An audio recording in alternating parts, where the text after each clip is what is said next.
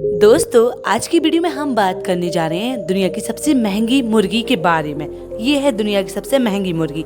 अमीर भी खरीदने से पहले 100 बार सोचेंगे और आपको जानकर हैरानी होगी, 2 नहीं बल्कि 3 पटरियों पर चलती है इस देश की ट्रेन। साथ ही दोस्तों, आप जानेंगे राजस्थान की कुलधारा की असली कहानी क्या है। तो बिना बकवास की वीडियो को स्टार्ट करते हैं।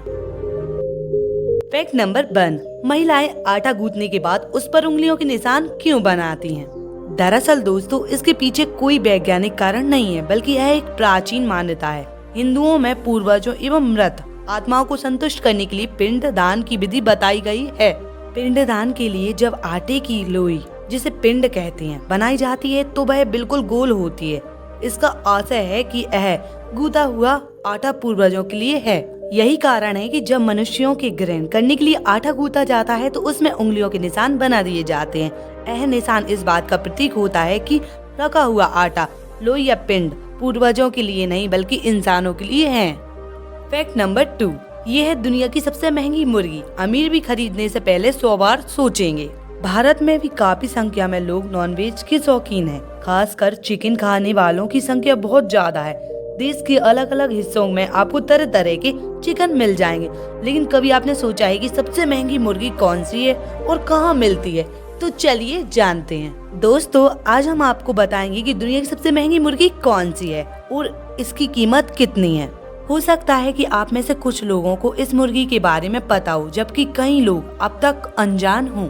अगर आप भी सबसे महंगी मुर्गी के बारे में नहीं जानते हैं तो आज जरूर जान लीजिए। दुनिया की सबसे महंगी मुर्गी का नाम है डोंग टाओ। इसके अलावा इस मुर्गी को लोग ड्रैगन चिकन के नाम से भी जानते हैं।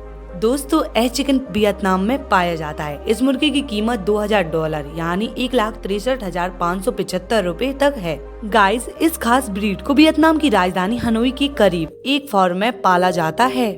और दोस्तों, इस चिकन को वियतनाम के लूनर न्यू ईयर के मौके पर सर्व किया जाता है। फैक्ट नंबर 3, भारत में गंगा से पहले कौन सी नदी बहती थी? दोस्तों, भारत में गंगा नदी को देवी के समान पूजा जाता है। भागीरथ की तपस्या से भगवान प्रसन्न हुए थे, जिससे गंगा नदी धरती पर उतरी थी। पर क्या आपने कभी सोचा है कि उससे पहले धरती पर कौन सी नदी थी? शोध के अनुसार गंगा से पहले भारत में सरस्वती नदी बहती थी। वेदों में सरस्वती को देवी कहा जाता था। आज वहाँ जलाशय है। दोस्तों, महाभारत में नदी के विनाशन जगह पर लुप्त होने का वर्णन है। इस नदी के किनारे कुरुक्षेत्र का युद्ध लड़ा गया था। पुराणों में बताया गया है कि यह नदी आज भी बह रही है। फैक्ट नंबर 4, 2 नहीं बल्कि 3 पटरियों पर चलती है इस देश की ट्रेन। दोस्तों, भारतीय रेल जिस ट्रैक पर चलती है उसमें 2 पटरियां लगाई गई होती हैं, लेकिन बांग्लादेश की रेल ट्रैक पर 3 पटरियां दिखाई देती हैं।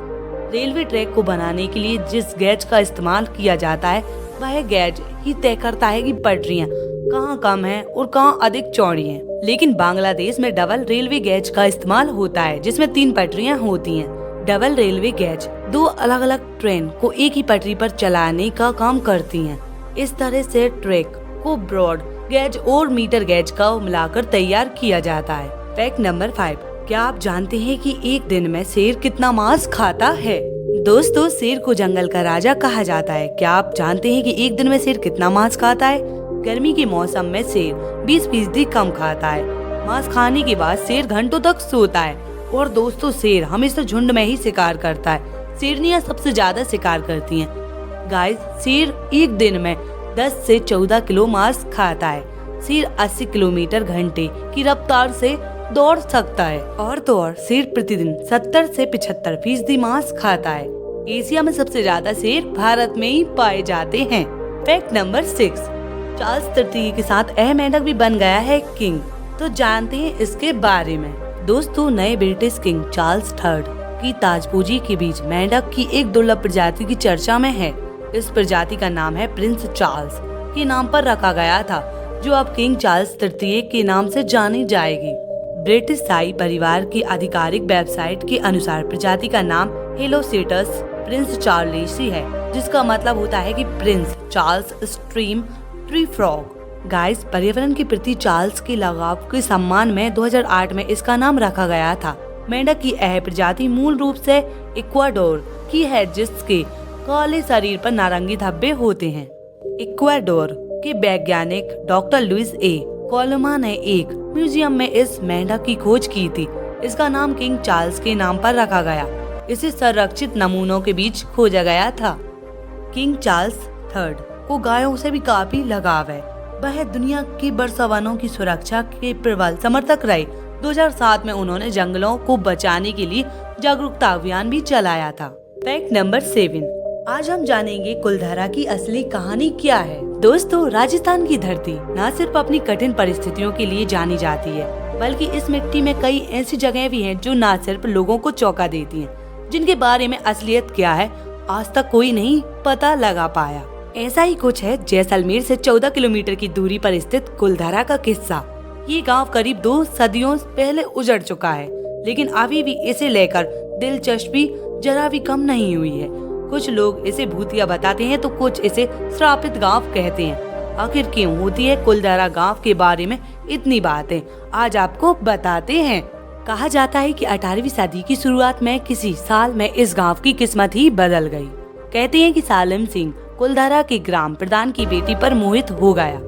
अपने गांव की बेटी की इज्जत बचाने के लिए पूरा का पूरा गांव ही रातों रात इलाके को छोड़कर चला गया। जाते वक्त गांव वालों ने श्राप दिया था कि अब ये गांव फिर कभी भी नहीं बस पाएगा। उम्मीद है दोस्तों वीडियो अच्छी लगी तो वीडियो को लाइक करें, चैनल को सब्सक्राइब करें। Thanks for watching, thank you. और कमेंट में बताएं आपको इनमें सबसे अच्छा फैक्ट कौन सा लगा, कौन से फैक्ट को आप जानते हैं। Thank you guys, thanks for watching.